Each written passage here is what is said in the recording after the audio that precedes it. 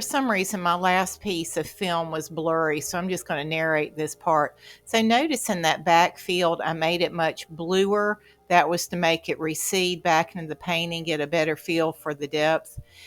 I felt like the field to start with was very boring looking, and that's why I ended up adding a road.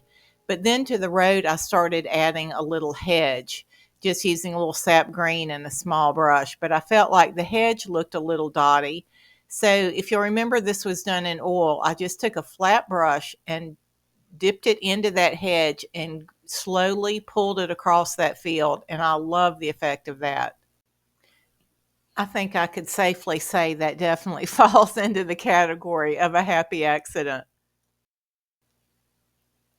I felt like the two big trees looked like they were the same size, and since one tree was actually closer, I intentionally enlarged that one a little bit.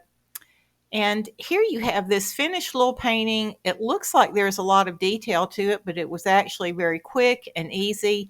I love that there's so many layers. You've got that foreground, the first hill, the lower field, the back fields, the mountains, and the clouds. I love how much depth you can get in such a small piece. So I hope this was helpful for you. If you got some good ideas and enjoyed it, would you consider giving it a thumbs up? And if you'll hit subscribe, you'll make sure you don't miss the next free video that's coming out soon. And speaking of free, if you'll go to my website, VictoriaHagamanArt.com, I have a free video for you there. And you can also find some very inexpensively priced courses and shorter tutorials if you want to see real-time instruction.